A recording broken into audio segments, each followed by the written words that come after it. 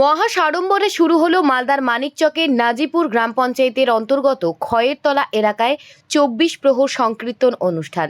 কলস যাত্রা এবং সাঁওতাল নাচের মধ্যে দিয়ে সংকীর্তন অনুষ্ঠানের সূচনা হয়। বিগত আনুমানিক ১০০ বছর ধরে খয়েরতলার কায়স্থপাড়া কীর্তন অনুষ্ঠান হয়ে আসছে।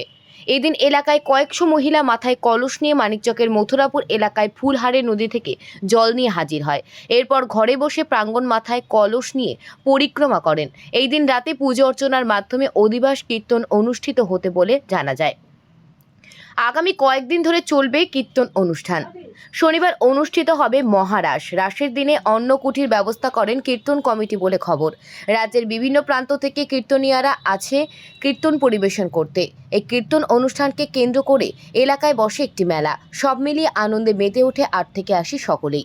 মালদার মানিকচক থেকে রবিউল ইসলামের রিপোর্ট, নিউজ প্রাইম টাইমস। অধিবাস বিগত ৩ বছর ধরে চলছে। আজকে আমরা অধিবাস করলাম।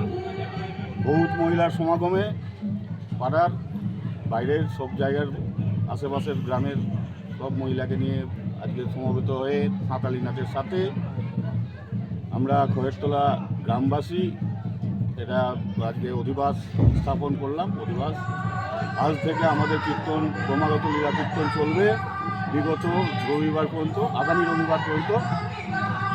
আজকে আমাদের আরম্ভ, রবিবার আমাদের সমাপ্তি হবে কীর্তন। কীর্তনবিদ তো আপনারা দেখতে পাচ্ছেন, জনগণের সঙ্গে কীরকম জনগণের প্রত্যাশা দেখতেই পাচ্ছেন। কীর্তনিয়া সব উত্তর ২৪ পরগনা, বীরভূম, বাঁকুড়া, নদিয়া এগুলো থেকে আসছে।